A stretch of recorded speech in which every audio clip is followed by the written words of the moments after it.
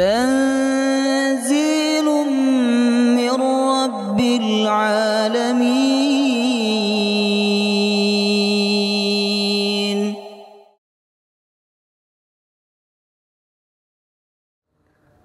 بسم الله الرحمن الرحيم. السلام عليكم ورحمة الله وبركاته.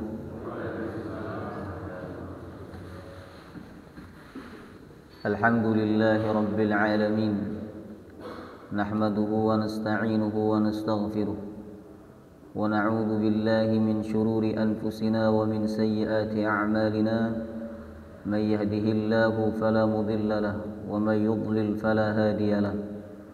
أشهد أن لا إله إلا الله وحده لا شريك له، وأشهد أن محمدا عبده ورسوله لا نبي ولا رسول بعده.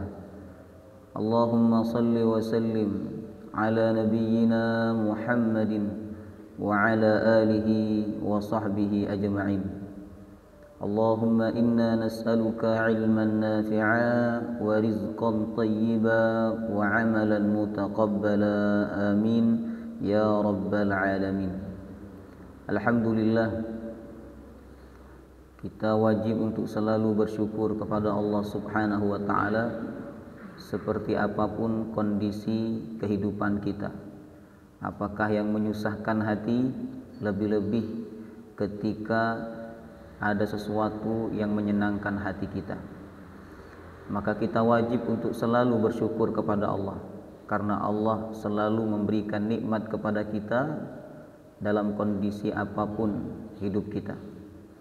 Ada seorang ulama ketika mendapatkan musibah dari Allah, dia tetap mengucapkan Alhamdulillah, bahkan diucapkan sampai 4 kali. Ditanya oleh muridnya, wahai guru, kenapa engkau tetap mengucapkan Alhamdulillah padahal musibah ini menyusahkan hatimu? Kata ulama tersebut, karena Allah Subhanahu wa ta'ala sebenarnya memiliki musibah yang lebih besar daripada ini, tetapi Allah tidak menurunkan, sehingga aku mengucapkan Alhamdulillah.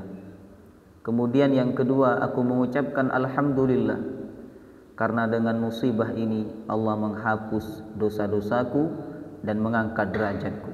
Alhamdulillah, kata beliau. Kemudian Allah memberikan kesabaran kepadaku di saat banyak manusia diuji oleh Allah, tidak sabar atas musibah yang telah ditetapkan kepadanya, maka aku menyebut Alhamdulillah. Kemudian yang keempat, aku mengucapkan Alhamdulillah karena musibah ini hanya dalam urusan dunia, bukan dalam urusan agama. Ternyata bagi orang soleh, bagi para ulama, musibah sesungguhnya itu adalah ketika musibah agama, seperti tidak khusyuk saat sholat, malas membaca Al-Quran, malas datang ke masjid, malas untuk mengikuti pengajian, tidak semangat untuk menuntut ilmu Allah Subhanahu wa ta'ala. Ini musibah bagi mereka. Nah, sehingga ketika mereka mendapatkan musibah-musibah yang tidak ada kaitannya dengan agama mereka, maka mereka menganggap itu hal yang biasa dan mereka bersyukur kepada Allah karena musibah hanya dalam urusan dunia, bukan dalam urusan agama. Nah, maka jemaah rahimakumullah, tidak ada alasan bagi kita untuk tidak bersyukur kepada Allah Subhanahu wa ta'ala. Semoga kita semua selalu dibimbing oleh Allah untuk menjadi hamba yang bersyukur kepadanya. Amin ya rabbal alamin. Allahumma a'inni ala dzikrika wa syukrika wa husni ibadatik. Ya Allah, bantu aku untuk selalu ingat kepadamu, bersyukur kepadamu, dan beribadah yang terbaik kepadamu. Amin ya rabbal alamin. Hadirin hadirat jemaah rahimakumullah, saat ini kita berada di bulan Rabiul Awal. Menurut sebagian besar pendapat ulama, mereka mengatakan bahwa pada bulan ini Rasulullah sallallahu alaihi wasallam dilahirkan, lahir dari rahim yang mulia, dari seorang ibu yang bernama Aminah bintu Wahab. Rasulullah SAW lahir dalam keadaan sempurna zahir dan batin, Bapak Ibu, fisik dan moral. Oleh karena itu, pagi hari ini kita akan mengkaji sebuah tema yang berjudul mengenal sosok dan pribadi Rasulullah sallallahu alaihi wasallam. Ini penting untuk kita kaji, penting untuk kita pelajari supaya menambah kecintaan kita kepada Rasulullah. Ketika cinta kepada Rasulullah tumbuh besar di dalam hati kita, maka kita akan mudah melaksanakan sunnah-sunnahnya Rasulullah sallallahu alaihi wasallam. Karena salah satu tanda cinta itu adalah ringan melaksanakan perintah orang yang dicintai. Jangan bilang cinta Nabi kalau masih berat melaksanakan sunnah Nabi sallallahu alaihi wasallam. Kemudian termasuk juga tanda cinta, hadirin, selalu ingin bersama orang yang dicintai. Makanya sahabat-sahabat Nabi ketika mereka dipersilahkan oleh Rasulullah untuk meminta dan beliau akan mendoakan kepada Allah, permintaan mereka adalah ingin bersama Nabi di surga. Ada seorang sahabat namanya Rabi'ah bin Ka'ab. Ketika itu sahabat ini menyiapkan air untuk wuduknya Rasulullah SAW, disebutkan dalam hadis Al-Bukhari. Ketika Nabi bangun, maka Nabi sudah siap untuk berwuduk, dan yang menyiapkan airnya adalah sahabat tersebut. Kemudian Rasulullah SAW terharu, ya, dengan perbuatan sahabat ini. Akhirnya Rasulullah SAW berkata kepadanya, ini sahabat yang miskin, Bapak Ibu, sahabat yang miskin, tidak punya rumah dan tinggalnya di masjid, termasuk sahabat Ahlus Suffah. Rasulullah SAW bertanya kepadanya, sal, mintalah, apa yang kamu ingin mintalah. Kemudian sahabat itu, Nabi berharap sahabat ini minta harta, minta kecukupan rezeki, ya, minta tempat tinggal. Tapi ternyata sahabat yang miskin ini justru meminta, as'aluka murafaqataka fil jannah. Ya Rasulullah, aku hanya minta menjadi temanmu di surga. Kemudian Rasulullah SAW menawarkan lagi, awa ghaira dzalik, adakah permintaan yang lain? Kata sahabat itu, enggak, itu aja ya Rasul, aku ingin menjadi temanmu di surga. Lalu Nabi SAW mengatakan, fa'inni bikathratis sujud, bantulah aku dengan memperbanyak sujud kepada Allah Subhanahu wa ta'ala, niscaya kamu nanti akan menjadi temanku di surga. Nah, ini cinta, hadirin, selalu ingin bersama orang yang dicintai. Maka supaya kecintaan kita kepada Rasulullah SAW tumbuh, dan kita tidak sempurna iman kita tanpa mencintai Rasulullah. Nabi mengatakan, la yu'minu ahadukum hatta akuna ahabba ilaihi min nafsihi wan nasi ajmain. Tidaklah sempurna iman seseorang sampai aku dicintai melebihi dirinya dan semua manusia. Nah, maka sangat penting bagi kita untuk mengenal seperti apa sosok dan pribadi Rasulullah sallallahu alaihi wasallam. Baik. Pertama kita akan bahas secara sosok atau fisik Nabi sallallahu alaihi wasallam. Disebutkan dalam sebuah kitab yang sangat detail menyebutkan tentang fisiknya baginda Nabi Muhammad SAW berdasarkan riwayat dari para sahabat, yaitu kitab Syama'il Muhammadiyah yang ditulis oleh Imam At-Tirmizi, ya. Di dalam kitab itu dikatakan bahwa Nabi Sallallahu Alaihi Wasallam tidak tinggi dan juga tidak pendek, jadi sangat ideal, ya. Kemudian tidak gemuk dan juga tidak kurus, Bapak Ibu, sangat ideal. Badannya putih, sedikit kemerah-merahan, Lalu kemudian jamaah rahimakumullah, berwibawa dan beraroma wangi. Nabi itu sangat berwibawa. Walaupun Nabi lebih tampan daripada Nabi Yusuf ya, tetapi orang tidak berani melihat wajah Nabi SAW. Berbeda dengan Nabi Yusuf. Nabi Yusuf alaihissalam walaupun tampan ya, sampai wanita terpukau melihat wajahnya beliau, kemudian tidak sadar bahwa yang sedang mereka iris adalah tangannya sendiri. Tetapi ketampanan wajah Nabi kita, Nabi Muhammad ini penuh dengan wibawa ya, sehingga ketika Nabi menghadap kepada para sahabatnya saat sholat ya, saat sholat lalu Nabi menyelesaikan sholatnya, setelah itu Nabi menghadap kepada para sahabatnya, tidak ada di antara mereka yang berani mengangkat wajahnya lalu melihat wajahnya Rasulullah SAW. Jadi mereka duduk seperti duduk rakaat kedua, lalu kemudian menundukkan wajah ya, penuh dengan wibawa jamaah rahimakumullah. Kemudian kita urut dari bagian yang paling atas, yaitu rambutnya Rasulullah sallallahu alaihi wasallam. Rambut Nabi disebutkan dalam riwayat yang sahih, rambutnya cukup panjang Bapak Ibu. Kalau dari atas ke belakang sampai bahu. Ya. Ini bukan berarti sunnah nggih. Bukan berarti sunnah memanjangkan rambut boten.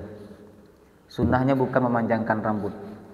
Sunnahnya adalah merapikan dan mengikuti cara Nabi menyisir rambut. Ya. Jadi kalau dari atas ke belakang sampai bahu. Kemudian kalau dari samping, kalau dari atas ke samping ya, sampai daun telinga ini jemaah rahimakumullah. Ya. Dan rambut Nabi itu terurai dengan rapi. Sahabat Anas bin Malik mengatakan, aku belum pernah melihat seseorang yang lebih rapi rambutnya dibandingkan Rasulullah. Kalau ada orang rambutnya pendek rapi, wajar tidak? Wajar, pendek ya, mudah merawatnya, mudah merapikannya. Ini panjang dan tetap terurai dengan rapi. Subhanallah.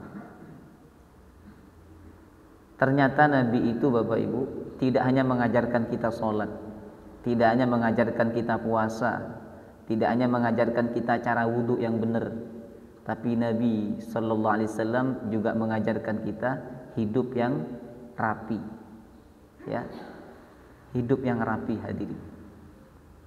Nabi mengatakan innallaha jamil yuhibbul jamal, yuhibbul jamal, panjang mimnya. Kalau mimnya pendek unta, jamal, jamal, jamal unta. Kalau panjang jamal, indah. Allah itu maha indah dan Allah mencintai keindahan. Nabi pernah menegur sahabatnya, rambutnya acak-acakan, enggak berantakan, enggak dirawat rambutnya. Kata Nabi, apakah orang ini tidak punya sesuatu untuk merapikan rambutnya? Lalu Nabi mengatakan, man kana lahu sya'run falyukrim. Siapa yang punya rambut, muliakanlah rambutnya. Karena rambut ini ciptaan Allah Bapak Ibu. Ya, ciptaan Allah, hiasan dari Allah untuk manusia. Maka salah satu bentuk syukur kepada Allah adalah merawat dan menjaga ciptaannya. Kemudian Nabi SAW pada awalnya menyisir rambut dari depan ke belakang, mengikuti gayanya orang-orang Yahudi. Nabi itu pada awal-awal dakwah ya, lebih suka mengikuti kalau dalam urusan rambut ya, lebih suka mengikuti gayanya orang Yahudi dalam menyisir dibandingkan orang-orang Mekah. Karena orang Yahudi itu secara agama ya lebih dekat kepada Islam. Ya, hanya saja mereka tidak mau mengakui Nabi Muhammad. Kalau ditanya siapa Tuhan mereka, mereka menjawab Allah. Jadi pada mulanya Nabi menyisir rambut dari depan ke belakang. Nah, kebalikan orang sekarang. Kalau orang sekarang dari belakang ke depan. Jadi anak pang. Ya. Kemudian setelah orang-orang Mekah masuk Islam berbondong-bondong, yaitu tepatnya ketika terjadi Fathu Mekah, maka Nabi mengubah gaya rambutnya menjadi belah tengah. Ya. Belah tengah. Dulu belah tengah ngetren. Sekarang sudah enggak ngetren, ya. Nah, Yang sunnah Bapak Ibu bukan masalah gaya rambutnya, model rambutnya, bukan belakang dari depan ke belakang, bukan belah tengah, bukan itu yang sunnah. Yang sunnah adalah pertama merapikan rambut, memuliakan rambut. Yang kedua menyisir rambut dari bagian yang kanan terlebih dahulu, sunnah. Aisyah radhiyallahu anha menyebutkan dalam hadis Al-Bukhari, kana an-nabiy sallallahu alaihi wasallam yu'jibuhu tayammun fi tarajjulihi wa tana'ulihi. Beliau suka mendahulukan yang kanan ketika memakai sandal dan ketika bersisir. Sunnah dimulai dari bagian yang kanan. Nah, sunnah baru bagian yang kiri. Bayangkan kalau panjenengan sehari semalam menyisir rambut 5 kali dan mengikuti sunnah Nabi dalam menyisir rambut, maka berapa banyak pahala yang panjenengan dapatkan. Kemudian jemaah rahimakumullah, ya, dahi Rasulullah agak sedikit lebar dan di dahi Nabi tidak ada bekas hitam. Jadi tidak benar kalau ada orang mengatakan bahwa bekas hitam di dahi itu hukumnya sunnah. Tidak ada dalil yang jelas, tidak ada dalil yang sahih, ya. Jadi di dahi Nabi tidak ada bekas hitamnya. Kemudian alisnya Rasulullah sallallahu alaihi wasallam tebal, yang kanan maupun yang kiri. Di antara alis kanan dan kiri ada bulu-bulu halus yang menyambung. Kemudian disebutkan oleh para sahabat bahwa di antara alis kanan dan kiri ini ada urat yang keluar jika Nabi menahan amarah. Subhanallah. Ini pendidikan diri Nabi bahwa ketika ada sesuatu yang membuat kita emosi, maka tahanlah amarah kita, tahanlah emosi kita. Ya. Pengen masuk surga Bapak Ibu? Pengen kan? Nah, kalau pengen masuk surga, tahan amarah. Nabi mengatakan, la taghdab walakal jannah. Janganlah engkau marah, maka bagimu surga. Kemudian jemaah rahimakumullah, Allah juga mengatakan dalam Al-Quran, termasuk ciri orang bertakwa itu adalah wal kadhiminal ghaidh, orang yang menahan amarah. Al-ghaidh itu begini, marahnya sudah di tenggorokan, sudah mau keluar tapi dia ditahan sama dia. Nah, itulah yang disebut dengan wal kadhiminal ghaidh. Dan dia termasuk ciri orang yang bertakwa kepada Allah. Orang yang bisa mengendalikan dirinya dan bisa mengalahkan dirinya, itulah orang yang kuat. Nabi mengatakan, laisa syadid birsur'ah, innamas syadid alladhi yamliku nafsahu 'indal ghadab. Orang yang kuat itu bukanlah orang yang kuat berkelahi sehingga mengalahkan orang lain, tapi orang yang kuat itu adalah orang yang dapat mengendalikan dirinya saat dia marah. Berarti orang yang paling lemah adalah orang yang tidak bisa mengendalikan amarahnya. Maka salah satu tanda bahwa Nabi itu sedang mengendalikan amarahnya adalah ada urat yang muncul antara alis kanan dan kiri, Bapak Ibu, ditahan oleh Nabi. Ya. Nabi sallallahu alaihi wasallam ketika berdakwah ke negeri Taif dilempar dengan kasar, dilempar dengan kotoran, dan juga dilempar dengan batu. Jamaah rahimakumullah, Nabi menahan marahnya sehingga yang keluar dari lisan Nabi adalah doa. Nabi berkata kepada Allah, ya Allah, aku tidak peduli mereka marah kepadaku, mereka benci kepadaku, asalkan engkau tidak benci kepadaku. Subhanallah. Kemudian jamaah rahimakumullah, kita lanjut. Yang berikutnya adalah mata. Mata Nabi sallallahu alaihi wasallam yang hitam sangat hitam, yang putih sangat putih, ya. Walaupun ada sebagian pendapat ulama mengatakan bahwa ada sedikit kemerah-merahan dari mata Nabi sallallahu alaihi wasallam karena Nabi hampir setiap malam beliau bangun untuk sholat tahajud. Ya, hampir setiap malam beliau bangun untuk sholat tahajud. Kecuali apabila beliau berangkat perang, ya, dan beliau dalam keadaan capek, barulah kemudian beliau terkadang meninggalkan sholat tahajud. Tetapi apabila dalam keadaan normal, beliau selalu melaksanakan sholat tahajud jamaah rahimakumullah, sehingga di mata Nabi itu ada sedikit kemerah-merahan, ya. Mata itu tidak pernah diperlihatkan kepada maksiat. Nabi sallallahu alaihi wasallam selalu menundukkan pandangan matanya dari perbuatan-perbuatan maksiat. Allah Subhanahu wa taala mengajarkan kepada kita dalam Quran, kullil mu'minin yaghuddu min absarihim. Sampaikanlah kepada orang beriman wahai Muhammad, hendaklah mereka menundukkan pandangan mata. Ghaddul basar. Zaman sekarang Bapak Ibu, ghaddul basar tidak mudah.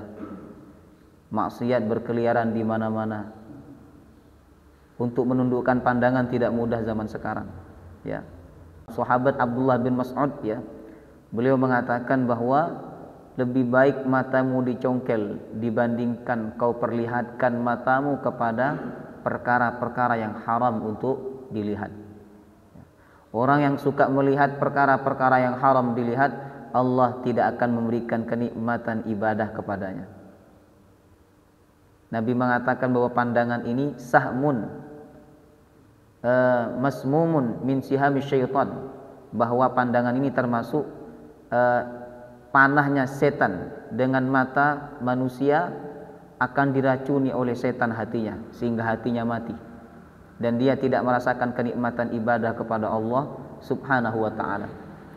Di dalam hadis yang sahih Nabi mengatakan bahwa siapa yang melihat kecantikan wanita, enggak sengaja melihat, lalu dia menundukkan pandangan, astagfirullah, ditundukkan pandangannya, maka Allah akan memberikan kepadanya kenikmatan dalam beribadah.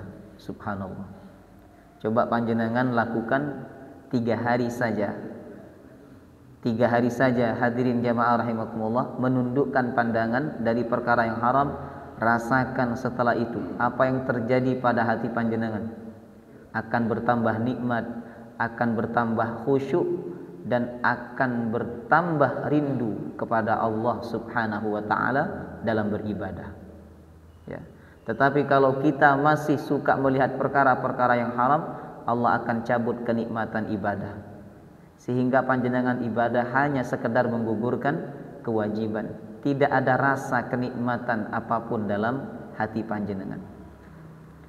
Nah, makanya Nabi SAW selalu menundukkan pandangan. Kalau beliau berjalan, wajahnya enggak noleh-noleh.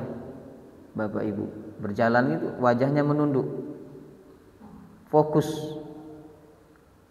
Apabila ada yang bedakan dengan kita, kita ini kan kalau jalan matanya kemana-mana, lihat rumahnya orang dan sebagainya. Kemudian Nabi SAW apabila berjalan menunduk, hadirin. Dan apabila beliau dipanggil oleh orang, barulah beliau akan menghadapkan seluruh badannya. Jadi enggak menoleh hanya dengan wajah. Ini adab yang diajarkan oleh Rasulullah SAW. Menoleh dengan seluruh badannya dipanggil oleh seseorang. Tetapi apabila tidak ada yang memanggil, maka Nabi terus berjalan dengan menundukkan wajahnya. Nabi pernah bersabda kepada para sahabatnya, iyyakum watturuqat, hati-hati kalian, jangan duduk di pinggir jalan.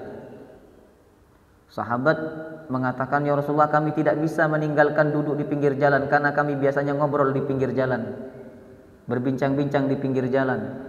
Kata Nabi, kalau begitu berikanlah haknya jalan. Salah satu haknya jalan adalah ghaddul basar, menundukkan pandangan, ya. Karena mata Nabi tidak pernah diperlihatkan kepada perkara yang haram, maka mata yang mulia itu terkadang diperlihatkan surga oleh Allah dan terkadang diperlihatkan neraka oleh Allah Subhanahu wa ta'ala. Dalam hadis Al-Bukhari, ketika Nabi SAW sholat pada suatu waktu, beliau diperlihatkan surga, terkadang diperlihatkan neraka oleh Allah Subhanahu wa ta'ala. Kemudian hadirin, bibirnya Rasulullah SAW, bibirnya mungil, kata ulama bagaikan huruf mim, ini ungkapan cinta. Dan apabila beliau tersenyum, ada sesuatu yang lucu, maka beliau cukup tersenyum, tidak tertawa terbahak-bahak. Beliau melarang umatnya tertawa sambil mengeluarkan suara, terbahak-bahak. Ini dilarang oleh Nabi SAW karena banyak tertawa seperti itu dapat mematikan hati.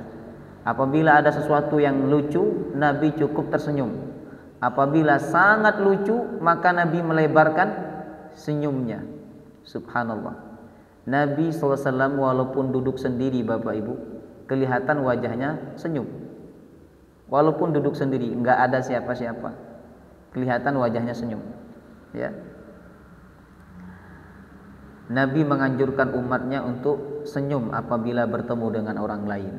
Tabassumuka liwajhi akhika laka shadaqah. Senyummu kepada saudaramu merupakan shadaqah. Senyum. Terkadang senyum itu lebih menyenangkan dibandingkan pemberian.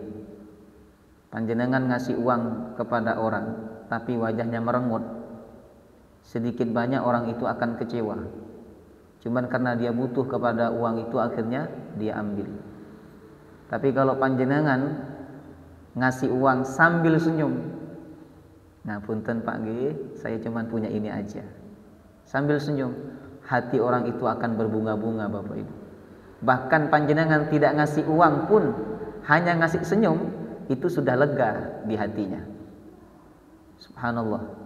Ya, panjenengan misalnya ngasih kepada pengemis yang di jalan-jalan itu, ya, panjenengan ngasih dengan wajah merengut, dikasihnya 5.000, tapi wajah panjenengan gak enak, maka mereka pun sebenarnya tidak enak hati untuk menerima pemberian itu, tapi karena mereka butuh, diambil oleh mereka. Tapi kalau panjenengan ngasih sambil senyum, subhanallah, itu senangnya berlipat-lipat bagi mereka. Kalau panjenengan tidak bisa ngasih uang, minimal ngasih apa? Minimal kasih senyum. Nah punten mas, nggak punya uang kecil. Nah punten ge. Nah, lega hati mereka. Ini udahlah nggak ngasih, merengut lagi. Ya, itu sunnah yang diajarkan baginda Nabi SAW. Nabi terkadang di dalam majelisnya beliau tersenyum, tertawa dengan para sahabatnya. Ada sesuatu yang lucu di majelis itu, Nabi tersenyum, jemaah rahimakumullah. Nah kemudian gigi Nabi SAW agak sedikit renggang, Bapak Ibu, sedikit renggang, ya. Jadi tidak rapat banget seperti umumnya orang-orang, ya. Jadi gigi Nabi itu agak sedikit renggang. Kemudian Nabi SAW, ya, apabila berbicara maka beliau berbicara dengan kata-kata yang sangat pelan. Sampai kata Aisyah radhiyallahu anha, beliau menyatakan, jika kalian ingin menghitung dan menghafalkan kata-kata Nabi, kalian pasti bisa. Karena Nabi itu berbicara pelan, kata demi kata, Bapak Ibu, ya, sehingga mudah dihafalkan. Kemudian Nabi SAW menyebutkan bahwa beliau kalau berbicara itu jam'ul jawami. Jam'ul jawami ini ringkas tapi padat, enggak berpanjang lebar. Enggak seperti kajian-kajian sekarang kan, kajian sampai 1 jam, 2 jam. Nabi SAW berbicara santai, ringkas dan padat. Dan itu kelebihan dari Nabi Muhammad, ya. Ringkas tapi padat, jemaah rahimakumullah. Makanya kalau panjenengan perhatikan hadis-hadis Nabi, itu kan rata-rata pendek hadisnya, ya, rata-rata pendek hadisnya. Enggak ada hadis dibacakan satu hadis itu kemudian menghabiskan waktu 1 jam, enggak ada hadirin. Dalam satu riwayat satu hadis dibacakan habis 1 jam itu enggak ada, ya, setengah jam aja enggak ada. Selambat-lambatnya membaca hadis Nabi kalau dibaca dengan pelan, ya, hadis yang panjang itu sekitar 10 menit, Bapak Ibu. Berarti kalau kita memahami khutbahnya Nabi, kemudian ceramahnya Nabi, ya, tausiahnya Nabi, itu hanya berkisar sekitar 10 sampai 15 menit, jemaah rahimakumullah, ya. Makanya Nabi mengatakan sebaik-baiknya orang adalah yang khutbahnya singkat, sholatnya lama. Khutbahnya singkat, sholatnya lama. Ini sekarang kebalik. Khutbahnya luwama, sholatnya singkat. Sholatnya wadduha sama kulhu. Ini kebalik hadirin. Ya. Kemudian jemaah rahimakumullah, beliau sering mengulang pembicaraannya 3 kali. Nabi kalau menasihati sahabat diulang 3 kali biasanya oleh Nabi. Ada sahabat bertanya ke Rasulullah, "Ya Rasulullah, berikan aku nasihat." Kata Nabi, "La taghdab. La taghdab. La taghdab." Jangan marah, jangan marah, jangan marah. Sering diulang 3 kali. Berdoa pun beliau juga kadang mengulang sampai 3 kali. Pernah ada sahabat datang agar dimohonkan hujan kepada Allah. Nabi kemudian mengangkat tangan dan berdoa, Allahumma aghithna, Allahumma aghithna, Allahumma aghithna. Ya Allah, turunkan hujan kepada kami, turunkan hujan kepada kami, turunkan hujan kepada kami. Jadi kalau nasihat itu amat sangat penting, maka Nabi akan mengulang sampai 3 kali, Bapak Ibu. Kemudian jemaah rahimakumullah, kita lanjut dagu Nabi. Dagu Nabi penuh dengan jenggot. Ya, makanya sunnah membiarkan dan merawat jenggot. Jangan mencukur jenggot, hukumnya makruh. Kalau kumis sunnah dicukur. Pendapat Imam Nawawi, ya, tidak dicukur habis. Kumis itu tidak dicukur habis, Bapak Ibu, sunnahnya, tapi dirapikan. Sekiranya tidak melewati sampai bibir. Ini kalau kumis, ya. Sunnahnya tidak dicukur habis, jemaah rahimakumullah, ya. Dirapikan aja atau ditipiskan saja. Nah, sekiranya masih ada kumis, ya, sekiranya kumisnya masih ada. Ini hukumnya yang lebih utama menurut pendapat Imam An-Nawawi. Nabi SAW membiarkan jenggotnya, ya. Dan di jenggot Nabi tidak lebih dari 20 helai uban. Jadi jenggot sama kepala sama rambut tidak lebih dari 20 helai uban. Ini pernyataan sahabat Anas bin Malik. Rasulullah selalu merapikan jenggot, ya. Merawat jenggot sunnah, ya. Membiarkan jenggot sunnah, tapi harus dirapikan. Jangan sampai jenggotnya tidak dirapikan jenggotnya, sunnah, ya. Dan jenggot ini tidak identik dengan pemahaman tertentu. Oh, kalau berjenggot teroris, enggak ada itu. Mana ada jenggot ada kaitannya dengan pemahaman, ya. Sebenarnya di zaman Nabi orang Yahudi juga berjenggot. Apakah ketika berjenggot mereka orang Yahudi? Tidak, ya. Jenggot itu sunnah Nabi. Cuman orang Yahudi kan tidak semir jenggot, maka Nabi memerintahkan para sahabatnya untuk menyemir jenggot supaya beda dengan orang Yahudi. Nabi enggak mau sama dengan orang Yahudi, ya. Setelah banyak pengikut Nabi, maka Nabi tidak mau sama dengan orang Yahudi, ya. Urusan jenggot pun Nabi memerintahkan para sahabatnya untuk disemir, ya. Ustadz kok enggak berjenggot? Belum tumbuh. Ada tapi sedikit, Bapak Ibu, ya. Artinya nopo? Sunnah membiarkan jenggot, merawat jenggot sunnah. Jangan dicukur habis, ya. Lalu kemudian dada Nabi SAW dan perutnya sejajar. Dada dan perut sejajar, Bapak Ibu, ya. Dadanya enggak lebih ke depan, apalagi perutnya tidak lebih ke depan. Enggak seperti orang sekarang kan. Jadi dadanya dan perutnya tidak sejajar, perutnya lebih maju. Seperti orang yang hamil 5 bulan. Ya. Nah, kenapa perut dan dada Nabi itu sejajar? Yang pertama, karena Nabi kegiatan aktivitasnya banyak, aktivitas fisiknya banyak. Perang. Kalau perang itu perjalanan, bukan perjalanan yang sebentar. Ya, 15 bahkan sampai 1 bulan, Bapak Ibu. Kemudian ketika perang Khandaq, Nabi juga ikut menggali parit. Ya. Nabi kadang lomba lari dengan Aisyah radhiyallahu anha. Nah, kemudian yang kedua, faktor yang bikin perut Nabi itu sejajar dengan dadanya adalah karena Nabi sedikit makan. Dan makannya Nabi SAW tidak teratur.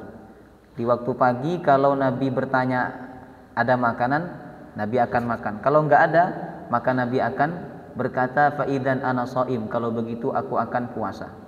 Subhanallah. Jadi itulah yang membuat dada dan perut Nabi sejajar, Bapak Ibu, sejajar. Nah, artinya apa? Nabi tidak banyak makan, sedikit makannya Nabi. Dan yang dimakan Nabi enggak mewah-mewah hadirin. Nabi memakan al-qadid. Al-qadid itu daging kering yang saat itu makanan orang-orang miskin, ya. Kemudian tangan Rasulullah. Tangan Nabi agak sedikit kasar. Walaupun sahabat Anas mengatakan, aku tidak pernah menyentuh tangan yang lebih lembut dibandingkan tangan Rasulullah. Ini pernyataan cinta hadirin. Tapi riwayat lain menyebutkan bahwa tangan Nabi agak sedikit kasar karena Nabi juga bekerja. Ya. Nabi enggak hanya pegang pulpen tanda tangan aja, boten. Nabi bekerja. Nabi mencari nafkah. Kadang Nabi menggadaikan baju besinya untuk bisa memberikan makan kepada anak istrinya. Jemaah rahimakumullah. Kemudian Nabi apabila menunjuk, maka Nabi menunjuk dengan seluruh tangannya. Gini. Sunnah menunjuk dengan seluruh tangan. Nah, tidak menunjuk dengan hanya satu telunjuk aja atau satu jari aja. Kalau orang Jawa kan menunjuk pakai jari jempol, begini. Monggo pinara. Kalau dipersilakan pakai satu jari, itu berarti disuruh makannya sedikit. Monggo. Berarti sedikit yang disuruh makan itu. Nah, kalau nunjuk pakai nunjuk arah dan sebagainya, orang pada umumnya nunjuk pakai jari telunjuk. Ya. Ini tidak sesuai dengan yang dilakukan oleh Nabi. Nabi itu kalau menunjuk Bapak Ibu dengan seluruh nopo jarinya. Monggo. Ngoten. Kemudian apabila beliau bersalaman, beliaulah yang terlebih dahulu mengeluarkan tangannya. Jadi orang belum mengeluarkan tangan, belum menjulurkan tangan, Nabi sudah menjulurkan tangan. Assalamualaikum, kata Nabi. Dan Nabi tidak akan melepaskan kecuali orang lain yang melepaskan terlebih dahulu. Subhanallah. Ini bentuk tawadhu'nya Nabi sallallahu alaihi wasallam. Ya. Kemudian yang terakhir hadirin, kaki Nabi.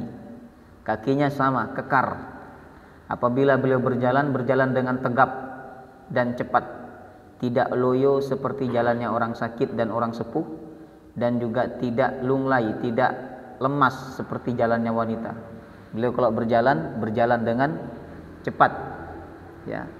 Dan apabila beliau duduk, ya, maka beliau duduk santainya beliau itu banyak, ya.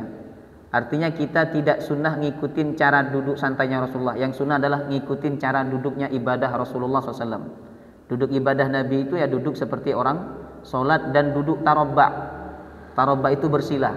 Nabi setelah zikir subuh, Nabi SAW bersila menghadap kiblat, lalu membaca zikir pagi sampai datang waktu syuruk, bersila. Ya, tapi kalau Nabi duduk santai, banyak riwayatnya. Bersandar sambil mengangkat kaki kanan. Ya. Ada juga disebutkan dalam riwayat bahwa Nabi duduk sambil memangku kedua lututnya. Ya, sambil memangku kedua lututnya. Ini duduk santai yang sebenarnya tidak sunnah kita ikutin hadirin, karena ini bagian daripada kebiasaan Nabi yang tidak ada kaitannya dengan urusan agama. Nah, maka jemaah rahimakumullah, demikianlah bagaimana gambaran fisik Nabi SAW. Walaupun beliau sempurna secara fisik, tetapi yang dipuji oleh Allah dari Nabi Muhammad bukan fisiknya. Yang dipuji oleh Allah adalah akhlaknya. Allah mengatakan dalam surah Al-Qalam, wa innaka la'ala khuluqin azim. Sesungguhnya engkau wahai Muhammad memiliki akhlak yang agung. Artinya orang yang memiliki kesempurnaan fisik, tampan, cantik dan lain sebagainya, tapi tidak memiliki akhlak, maka tidak ada nilainya di hadapan Allah Subhanahu wa ta'ala. Sebab umat ini mulia karena akhlak. Innama bu'ithtu liutammima makarimal akhlak. Aku diutus untuk menyempurnakan akhlak, kata Rasulullah. Dan ukuran seseorang itu Islamnya baik adalah ketika akhlaknya baik. Akhlaknya baik, ya. Bahkan ulama menyebutkan tanda ibadah seseorang itu diterima oleh Allah adalah dia memiliki akhlak yang semakin baik. Nah, maka jemaah rahimakumullah, Rasulullah datang mengajarkan akhlak-akhlak yang mulia. Akhlak adab makan, adab tidur, dan adab beraktivitas sudah diajarkan oleh Rasulullah. Itu tujuannya apa? Supaya kita semua tidak sama dengan binatang.